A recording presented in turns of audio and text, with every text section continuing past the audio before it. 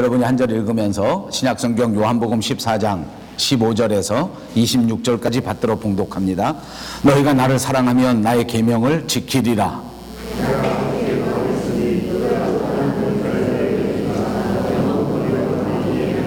그는 진리의 영이라. 세상은 능히 그를 받지 못하나니 이는 그를 보지도 못하고 알지도 못함이라. 그러나 너희는 그를 아나니 그는 너희와 함께 거하시며 또 너희 속에 계시겠음이라. 조금 있으면 세상은 다시 나를 보지 못할 것이로되 너희는 나를 보리니 이는 내가 살아있고 너희도 살아있겠음이라.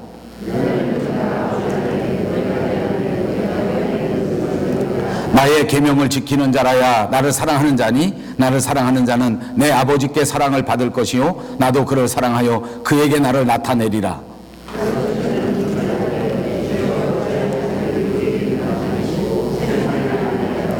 예수께서 대답하여 이르시되 사람이 나를 사랑하면 내 말을 지키리니 내 아버지께서 그를 사랑하실 것이요 우리가 그에게 가서 거처를 그와 함께 하리라.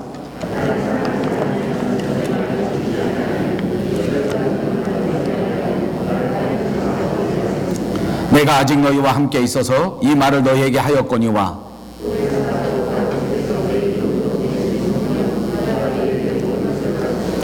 내가 너희에게 말한 모든 것을 생각나게 하리라. 아멘. 요한복음 14장 처음 시작할 때 1절의 말씀에 보시면 너희는 마음에 근심하지 말라 하는 말씀으로부터 시작하고 있습니다. 마음에 근심하지 말라. 이 말씀은 사실은 요한복음 14장부터 16장까지 이르는 예수님께서 우리에게 행하여 주신 최후의 설교의 그 제목이라고 말씀드릴 수 있는 대목입니다.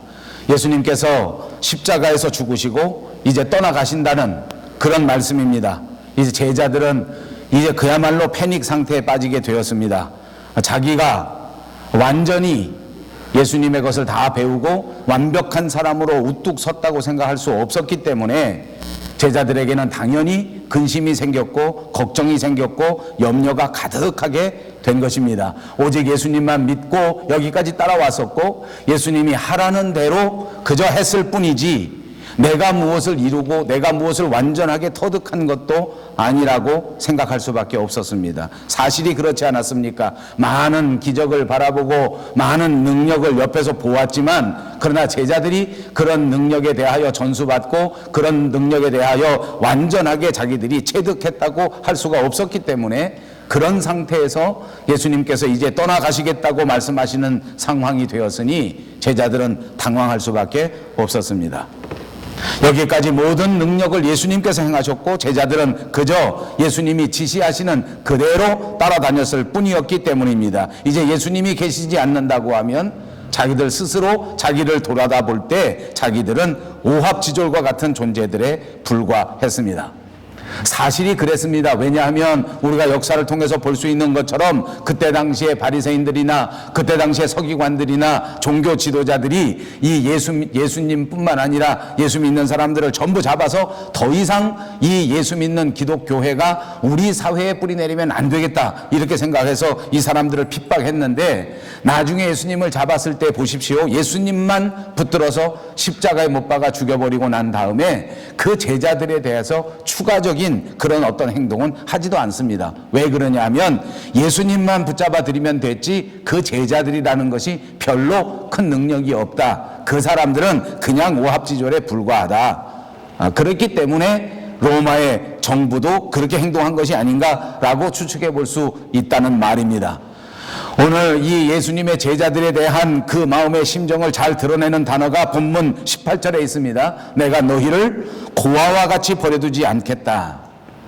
다름 아닌 제자들의 현재의 상태가 딱 그 말입니다. 고아와 같은 그런 상황, 고아와 같은 그런 심정이라 그 말입니다. 여러분, 고아는 어떻습니까? 의지할 곳이 전혀 없는 사람들입니다. 도무지 의지할 부모도 없고 도무지 의지할 친척도 없고 도무지 의지할 이웃도 없는 그런 사람들을 가리켜 고아라고 하지 않습니까?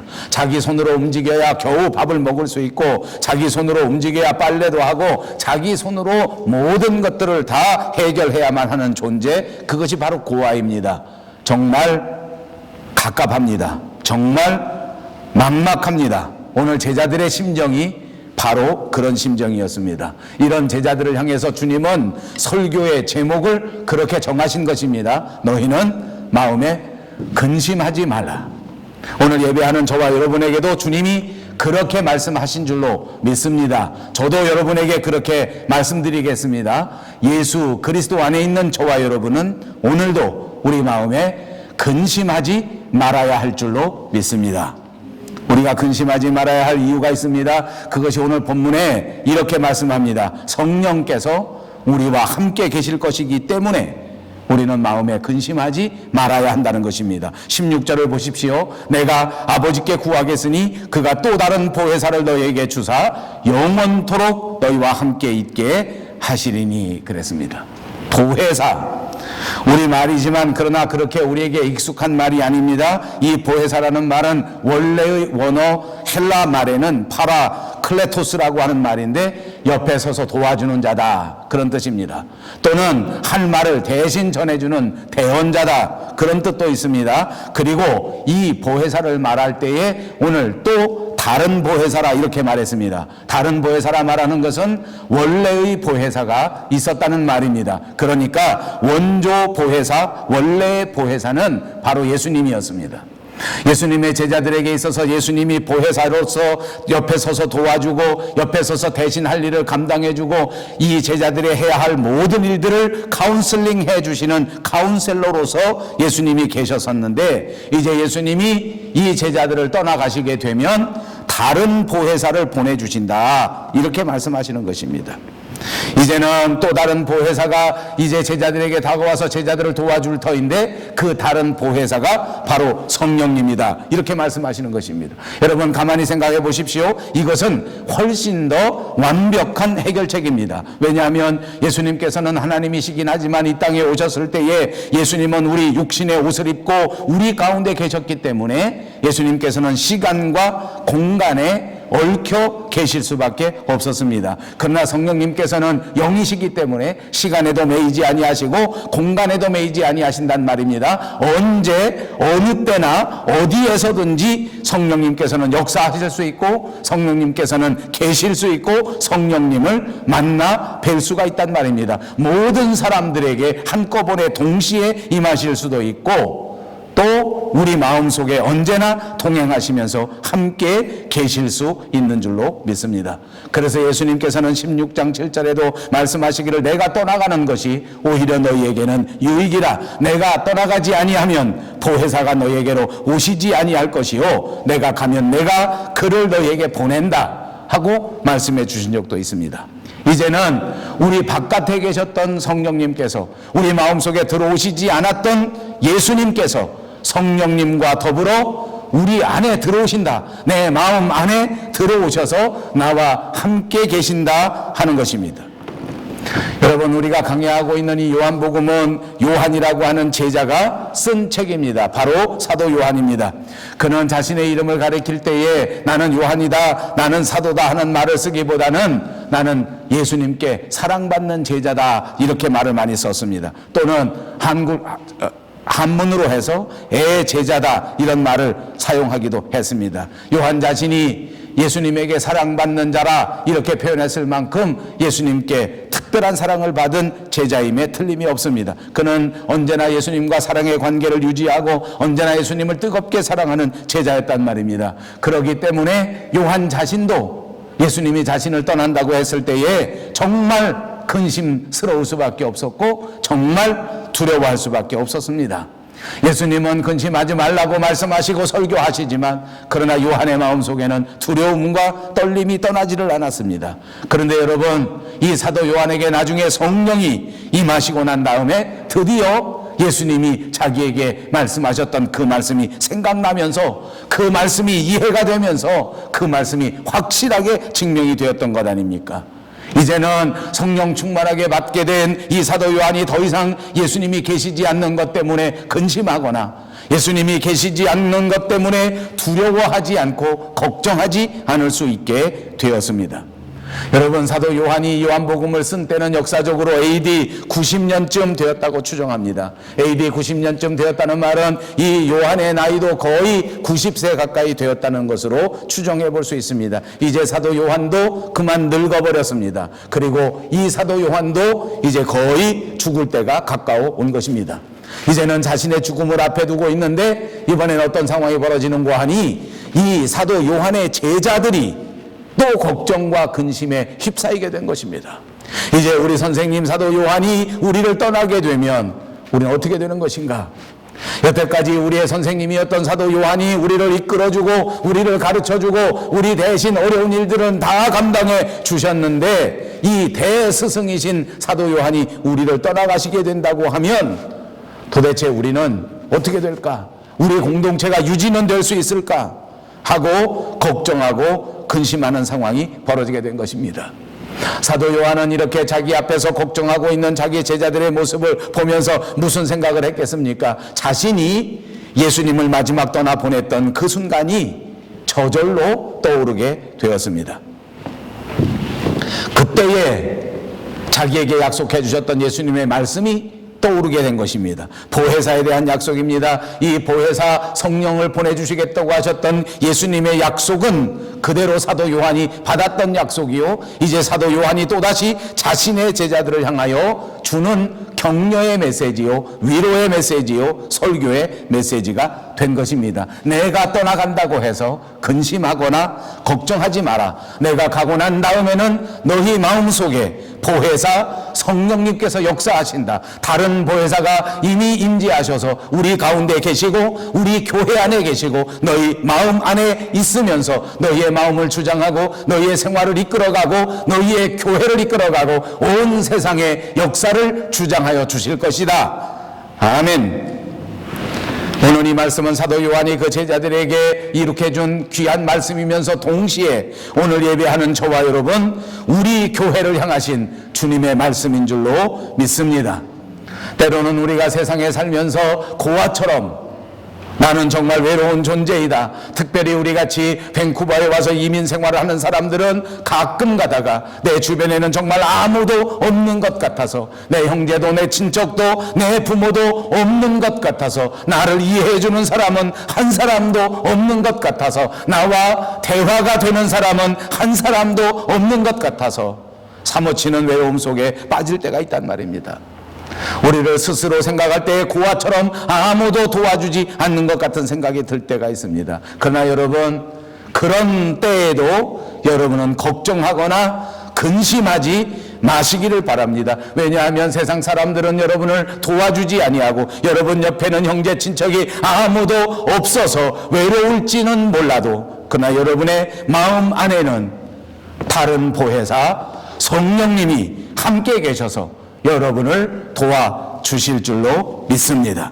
그렇습니다. 예수님의 영이시고 진리의 영이시고 생명의 영이신 또 다른 보혜사 성령님께서 우리 마음속에 임재하셨을 뿐만 아니라 날마다 우리와 동행하시고 날마다 우리와 함께 계시는 것을 꼭 믿으시기 바랍니다. 때마다 일마다 우리 성령님이 우리를 간섭해 주실 것이요, 때마다 일마다 우리 성령께서 우리를 올바른 길로 인도해 주실 줄로 믿습니다. 날마다 우리에게 함께 해주셔서 진리가 어떤 것인지, 바른 길이 어떤 것인지를 가르쳐 주십니다. 날마다 우리와 동행하시면서 위험한 길 갈 때에, 어려운 일 당할 때에 우리를 위하여 그 위험한 모든 일들을 대신 막아주시는 분입니다. 우리가 힘이 없어 주저앉아 있을 때에 성령께서는 우리에게 새로운 능력을 부어주셔서 우리의 삶에 닥쳐진 모든 문제들을 해결하고 승리할 수 있도록 만들어 주실 줄로 믿습니다. 그러므로 여러분은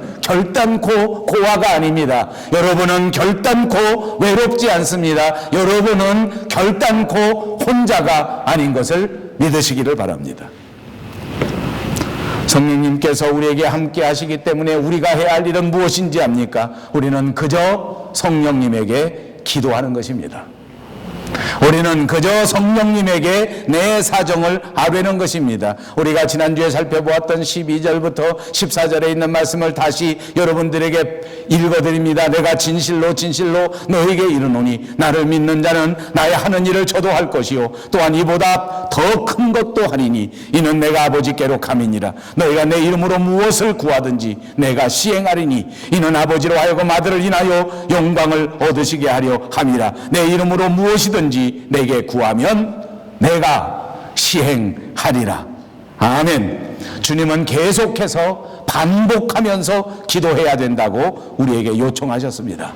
내 안에 있는 성령님께서 이 모든 기도를 들으시기 때문입니다. 내 안에 있는 이 성령님께서 다른 보혜사가 되셔서 우리의 모든 기도를 해결해 주시기 때문입니다. 그러므로 언제나 성령님에게 우리의 기도를 아뢰어야 될 줄로 믿습니다. 주님은 우리에게 말씀하시기를 당신이 감당한 일보다도 더 큰 일을 우리가 기도를 통하여 감당할 수 있다고 말씀해 주셨습니다. 오늘을 살아가는 저와 여러분이 다시 한번 우리의 신앙생활에서 가장 귀하게 깨달아야 할 것은 바로 그것입니다. 근심하고 염려하고 불평하고 한숨 내쉴 시간이 있다고 하면 그 시간에 마음을 바꾸시고 생각을 바꾸셔서 기도하시기를 바랍니다. 하나님 앞에 기도하시면, 예수님 앞에 기도하시면 성령님께서 이 모든 기도를 들으시고 그 모든 문제를 해결해 주실 것이기 때문입니다. 근심할 시간 있으시면 그만두시고 기도하시기를 바랍니다. 걱정할 시간 있으시면 걱정을 내려놓고 주님 앞에 기도하시기를 바랍니다. 불만할 시간이 있으면 이 모든 불평과 불만의 마음을 확 바꾸셔서 그 시간에 다만 기도에 힘쓰시기를 바랍니다. 여러분, 보혜사 성령님은 어디에 계십니까? 오늘 본문 17절에 보니까 저는 너희와 함께 거하시며 너희 속에 계시겠다고 말씀해 주셨습니다. 성령 하나님께서 우리 안에 거하시고 성령 하나님께서 우리 속에 계시겠다고 말씀하신 것입니다. 그렇습니다. 성령님께서 바로 우리 안에 계시단 말입니다. 성령님께서 바로 우리 교회 공동체 안에 계신다는 말씀입니다. 특히 요한복음은 언제나 개인에게 임하는 주의 성령의 역사, 그리고 개인에게 임하는 성령님의 위대하신 역사에 대해서 강조해서 말씀하고 있는 책입니다. 공생의 기간 동안에 예수님은 우리와 똑같은 육체의 옷을 입으시고 우리 가운데 계셔서 우리 곁에 계셨지만 우리 몸 밖에 계셨습니다. 그런데 이제 이 요한복음의 기록을 보면 성령의 시대에 임하게 되면 성령께서 다른 보혜사가 되셔서 예수님이 친히 우리 안에 들어온 것과 똑같이 된다고 하는 것을 가르쳐 주시는 것입니다. 밖에 있는 예수님 이제는 안으로 들어오셔서 우리 안에 성령님으로 내주하시게 된 것이란 말입니다. 사랑하는 여러분, 오늘 이 예배 시간에 여러분 꼭 마음속에 새겨두시기 바랍니다. 이제 역사 속에 계셨던 예수님, 바깥에 계셨던 예수님, 우리 이웃에 계셨던 예수님이 성령님을 통하여 우리 마음속에 들어오셨다. 아멘. 내 마음속에 들어오셨다. 아멘. 여러분, 이것이 오늘 본문의 위대한 역사입니다. 큰 차이점이 있습니다. 이제까지 밖에 계셨던 예수님, 그러나 우리 안에 들어오신 예수님과는 엄청난 차이가 있기 때문입니다. 예수님은 예수님이시기 때문에 바깥에 계셔도 얼마든지 훌륭합니다. 예수님은 예수님이시기 때문에 우리 옆에 계실 때에도 하나님이셨습니다. 그러나 예수님이 내 바깥에 계셨을 때에는 우리가 흔히 불안에 빠질 수 있습니다. 잠깐만 예수님이 보이시지 않으면 불안할 수밖에 없지 않습니까? 잠깐만 예수님과 떨어지게 된다고 하면 불안할 수밖에 없어요. 잠시도 눈을 뗄 수가 없습니다. 언제 예수님이 떠나가실지 모르기 때문입니다. 그런데 여러분, 예수님이 우리 안에 들어오셨다. 그 말은 무슨 말입니까? 이제 예수님은 우리 안에 들어오셔서 결단코 우리 곁을 떠나지 않으신단 말입니다. 언제나 내 마음 안에 계시고 언제나 우리 교회 안에 계시고 언제나 저와 여러분과 함께 계시는 것을 믿습니다. 그래서 예수님께서는 오히려 내가 떠나는 것이 너희에게는 유익하다고 말씀해 주신 것입니다. 예수님이 살아계실 동안에 제자들은 진짜 오합지졸에 불과했습니다. 예수님이 살아계셨을 때 보십시오. 제자들은 모두가 모여서 예수님 앞에서 예수님이 왕이 되면 나는 무엇이 될까 하면서 자기의 자리를 놓고 싸우는 철부지들에 불과하였습니다. 그런데 여러분 보십시오. 예수님이 하늘에 올라가시고 예수님이 제자들을 떠나고 난 다음에 결과는 어떻게 되었는지 압니까? 이 오합지졸과 같은 예수님의 제자들이 드디어 하나님 나라의 기둥 같은 일꾼들이 되었습니다. 성령님이 마음속에 들어와 임재해 주시니까 이렇게 자기 자리를 위하여 싸움밖에 몰랐던 철부지 같은 제자들이 역사의 기둥 같은 존재, 역사의 성스러운 존재, 믿음을 위하여는 자기의 생명을 아끼지 않는 위대한 순교자로 변화되고 말았던 것입니다.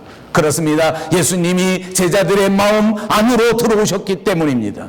오늘 여러분들을 축복합니다. 저와 여러분들의 마음 속에 예수님이 성령님으로 충만하게 임재하시기를 주님의 이름으로 축복합니다. 그래서 과거의 세상을 쫓아갔던 인생에서 변화되고 자기만을 생각했던 인생에서 완전히 변화되어 세상을 가슴에 안고 하나님의 나라를 위하여 기둥 같은 성스러운 거룩한 존재들이 다 되시기를 주님의 이름으로 축복합니다. 여러분 아이들을 보십시오. 아이들도 마찬가지입니다. 아이들이 부모 밑에 있을 때에는 부모가 모든 것을 다 감당해 주기 때문에 사실은 아이들이 자라나지를 않습니다. 그래서 부모가 모든 것을 해주니까 부모에게 의지하지 않습니까? 여러분 아직도 자녀들을 기르는 부모들 계십니까? 오늘 이 말씀을 생각하시면서 될 수 있으면 자녀들에게 결정할 수 있는 권한을 많이 주시기 바랍니다. 자녀들이 스스로 결정하고 자녀들이 스스로 자기의 삶을 배울 때 빠르게 성장할 수 있단 말입니다. 부모가 모든 것을 다 감당해주면 자라나지를 않습니다. 생각해 보니까 그렇습니다. 저도 아들 둘이 있는데 그저 28살, 29살, 30살 될 때까지 저희 집에 살았습니다. 침대에서 자고 일어나면 침대포 하나도 정상적으로 치우고 일어나는 자식들이 아니었습니다. 그런데 장가를 가서 엄마가 침대를 안 치워주니까 카톡에 사진을 찍어서 보냈는데 아침에 일어나면 침대를 얼마나 빳빳하게 해놓는지 몰라. 마누라 무서워서 아주 각을 탁 쥐어가지고 그냥 깨끗하고 깔끔하게 딱 해서 사진 찍어서 보내왔더라고. 30년 가르쳐도 안 되는 게 장가 가면 한 달도 안 돼서 되더라고. 아버지. 여러분, 우리 안에 주의 성령님이 오시고 난 다음에는 더 이상 예수님이 무엇을 다 해주는 그런 제자들이 아니에요. 이제 내가 스스로 내 안에 내주하시는 성령님과 더불어 세상을 개척해 나가는 존재야. 하나님의 사명을 붙들고 뚜벅뚜벅 앞으로 걸어갈 수 있는 존재야. 이제는 정말 예수님이 다 해주고 예수님이 처음부터 끝까지 이끌어주는 존재가 아니라 내 속에 성령님과 더불어 성령님과 동행할 수 있는 존재가 된 거예요. 여러분 얼마나 놀라운 일이 우리 인생에 생긴 건지 압니까? 본문 20절 보십시오. 그날에는 내가 아버지 안에 너희가 내 안에 내가 너희 안에 있는 것을 너희가 알리라. 아멘. 예수님이 하나님 아버지 안에 계십니다. 하나님 아버지가 내 안에 있습니다. 어떻게 이런 일이 가능하겠습니까? 보혜사 성령님이시기 때문에 가능한 일인 줄로 믿습니다. 이제 여러분 징징 울고 콧물이나 흘리는 존재가 아닙니다. 여러분 안에 다른 보혜사 성령님께서 임재하셨을 그때에 여러분들은 이제부터 다른 보혜사 성령님과 더불어 역사를 바꿀 수 있는 자들이 된 것입니다. 이제 이 땅에서 하나님의 나라를 건설할 수 있는 하나님의 역군이 된 것입니다. 주님과 더불어 뚜벅뚜벅 걸어가면서 세상을 이기고 세상이 감당할 수 없는 위대한 크리스찬들이 된 줄로 믿으시기를 바랍니다. 조금 아프다고 무너지지 마십시오. 조금 쓸쓸하다고 주저앉지 마십시오. 조금 외롭다고 눈물 흘리지 마십시오. 여러분 안에 계시는 보혜사 성령님께서 여러분의 기도를 들으시고 여러분과 함께 동행하셔서 기필코 승리하도록 만들어 주실 줄로 믿습니다. 사도 바울도 우리에게 이렇게 말씀하시지 않았습니까? 너희 몸은 너희가 하나님께로부터 받은 바 너희 가운데 계신 성령의 전인 줄을 알지 못하느냐. 오늘 여러분 꼭 아시기 바랍니다. 우리가 주의 성령을 모시고 있는 성령의 전이라는 것입니다. 사실은 아직도 이 사실을 깨닫지 못한 채 무식한 내 자아에 갇혀서 내가 하나님을 모시고 있는 존재라는 사실조차 발견하지 못합니다. 그래 여러분, 내 자신을 깨뜨리고 내 생각을 깨뜨리고 내 경험을 깨뜨리게 되면 그러면 우리 속에 계시는 예수님을 발견할 수 있는 가능성이 생겨집니다. 우리 육체의 욕심을 죽이고 우리 육체의 소욕을 죽이고 세상을 향한 잘못된 욕망을 전부 내려놓는다고 하면 우리 속에서 역사하시는 주의 성령의 역사를 바라볼 수 있게 된단 말입니다. 여러분 꼭 발견하십시오. 꼭 만나십시오. 이런 점에서 저와 여러분은 결코 불쌍한 존재가 아니란 말입니다. 저와 여러분은 모두가 다 정말 위대한 존재입니다. 하나님을 품고 있는 존재, 성령님을 품고 있는 존재. 여러분 이거 꼭 믿으시기 바랍니다. 오늘 요한사도를 통해서 우리에게 주신 놀라운 진리입니다. 우리 몸이 그냥 몸이 아니라는 것이에요. 우리 몸이 다른 보혜사 성령께서 우리 안에 들어오셔서 거하시는 성령의 전입니다. 그러므로 여러분 안에 주의 성령이 계십니다. 여러분 안에 예수님이 계십니다. 여러분 안에 하나님이 계십니다. 여러분 사람이 왜 훌륭한지 압니까? 여러분 한 사람 한 사람 자신이 다 훌륭한 것도 맞지만 여러분이 정말 훌륭하고 여러분이 정말 위대한 것은 여러분 안에 성령님을 모시고 있기 때문입니다. 여러분이 사실 알고나 있습니까? 옆에 있는 분 한번 보십시오. 얼마나 위대합니까? 그 사람 안에 마치 딴 데는 다 계셔도 거기는 안 계신 것 같다. 여러분 보혜사 성령님이 내 안에 계시기 때문에 인간은 훌륭한 거예요. 인간은 위대한 것입니다. 꼭 믿으시기 바랍니다.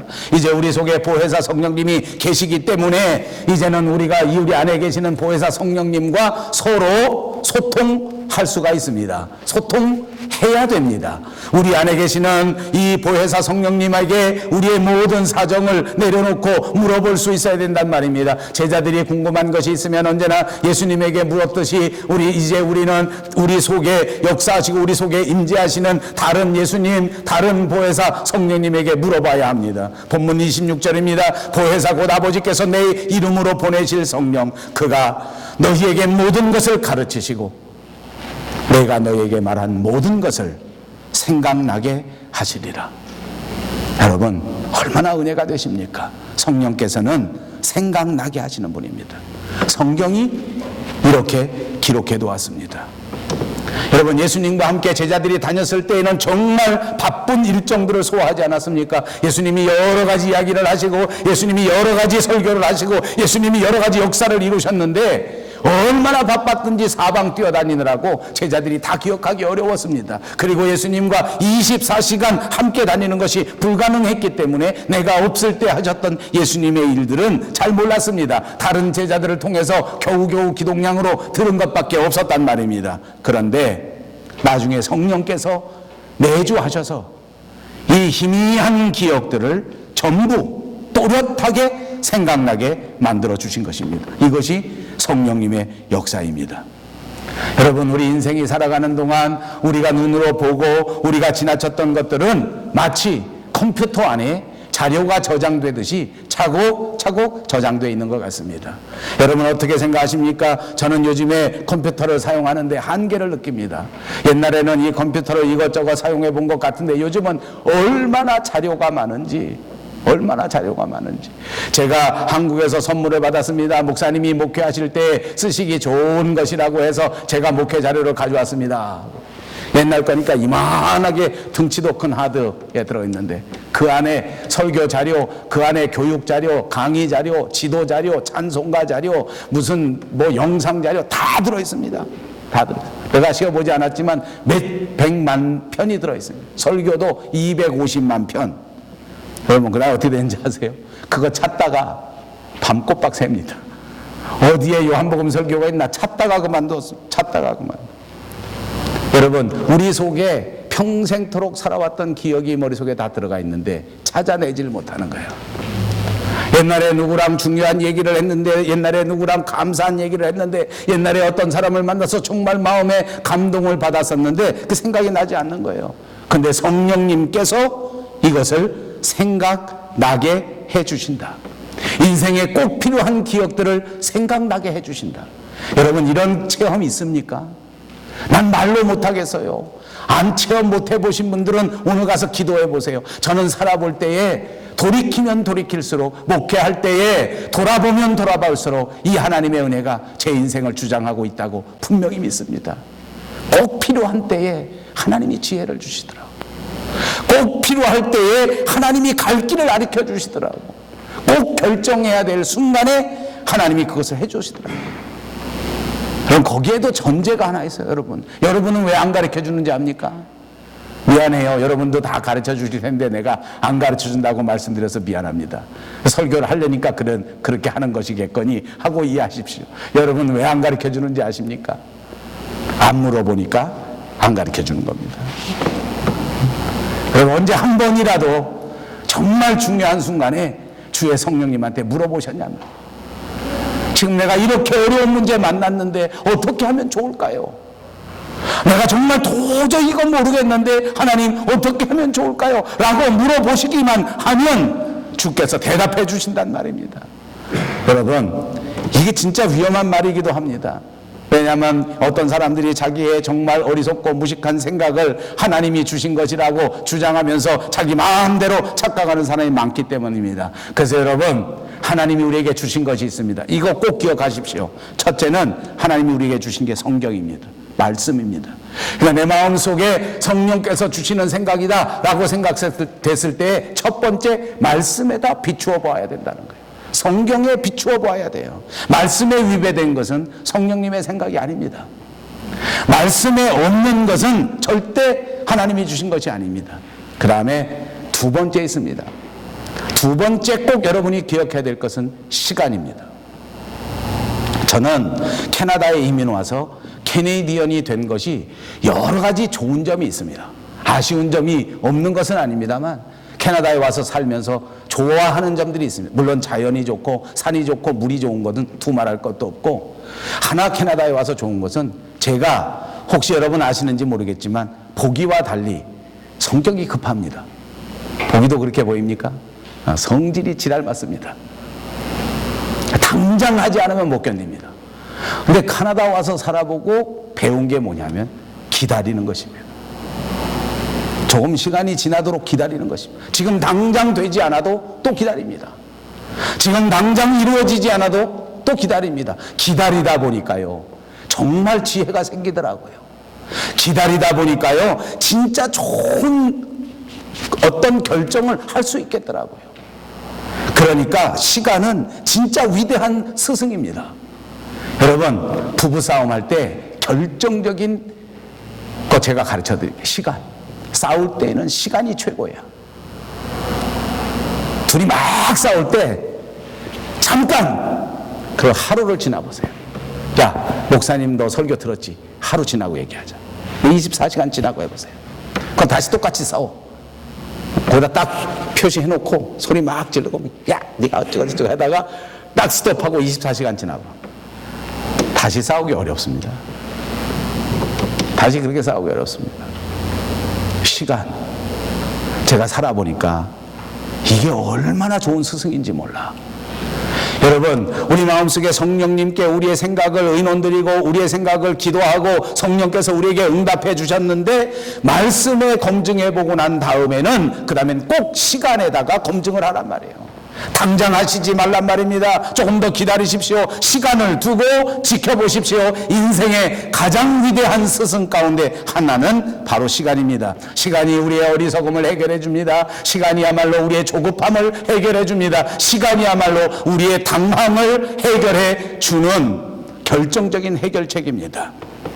그리고 마지막, 교회입니다.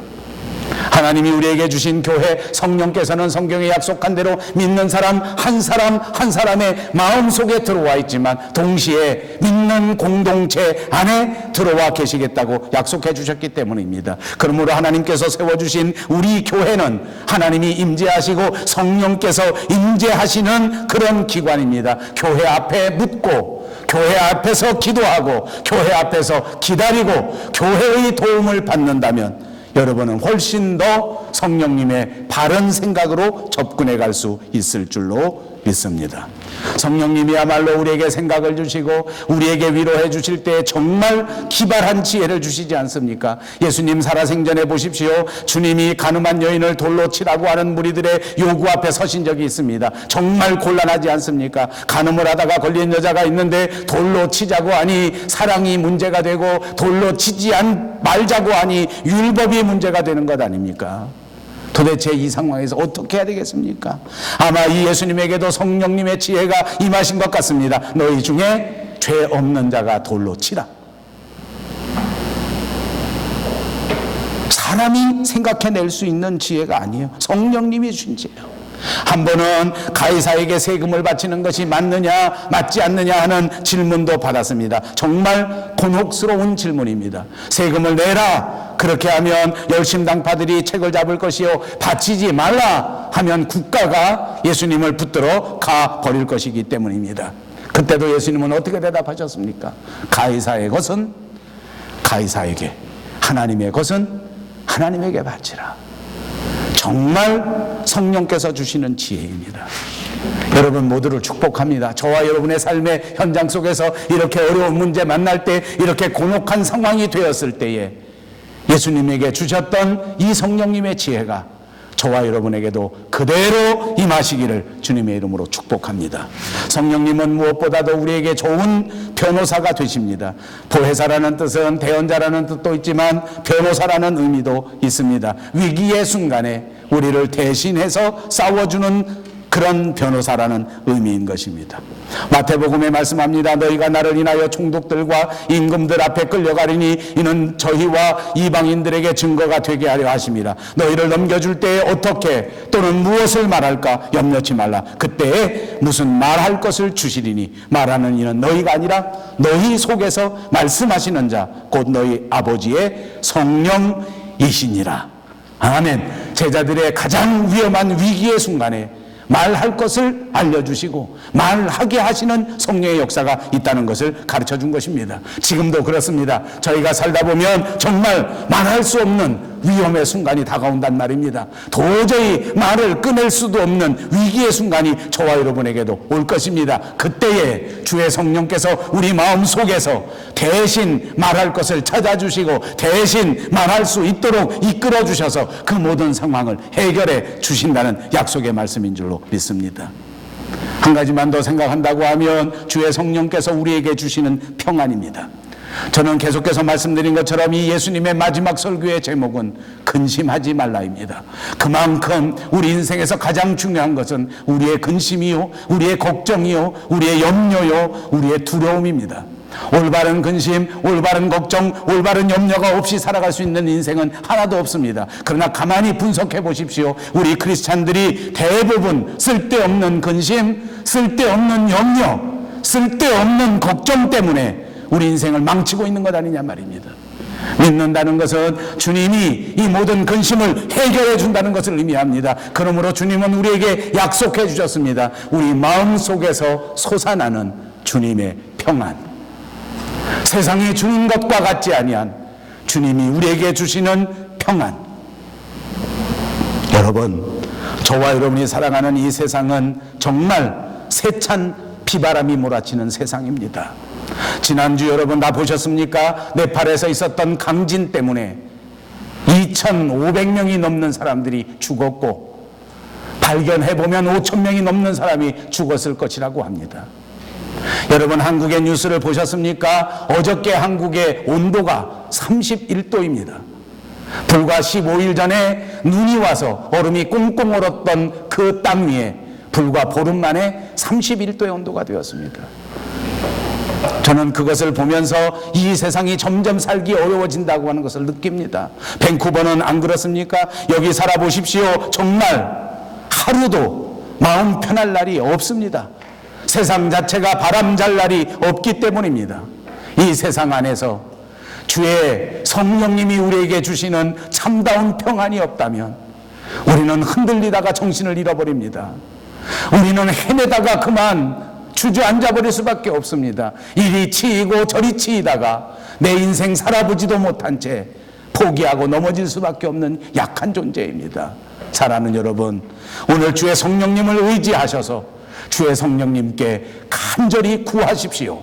주님이 우리에게 주실 진정한 평안, 이 모든 근심과 걱정을 떨쳐버리고 주님과 더불어 함께 평안을 누릴 수 있도록 기도하시기를 바랍니다. 이것은 세상이 주는 것이 아닙니다. 이것은 돈이 주는 것이 아닙니다. 이것은 환경이 주는 것이 아닙니다. 우리 속에 역사하시는 성령께서 우리에게 주시는 것이요, 우리 마음속 깊은 곳에서 샘솟듯이 솟아나는 평안인 줄로 믿습니다. 이 성령의 샘에서 솟아오르는 참다운 평안, 이 평안을 발견하시고 이 평안을 누리시고 이 평안과 더불어 살아가시며 이 평안을 전파하시는 저와 여러분 모두가 되시기를 주님의 이름으로 축복합니다. 기도하겠습니다. 자비하신 우리 하나님 참 감사합니다. 너희는 마음의 근심도 말고 두려워하지도 말라. 이 세상은 근심과 염려와 두려움 속의 세상인 것을 고백합니다. 주님, 우리 마음속에 성령님으로 임재하셨는데 우리가 욕심이 앞세워서 자아가 깨지지 않아서 우리 속에 임재하신 주님을 발견하지도 못한 채 바람 잘 날 없는 세상 속에 휘둘리면서 살았음을 고백합니다. 주여, 우리의 부족함을 용서해 주시옵시고 우리 마음속에 임재하신 다른 보혜사 성령님을 깨달아 알게 하시며 날마다 만나고 대화하고 소통할 수 있는 은혜를 베풀어 주시옵소서. 그래서 그 성령께서 우리에게 베풀어 주시는 참다운 평안과 평화의 노래를 부르면서 살아갈 수 있는 저희들이 되게 하여 주시옵소서.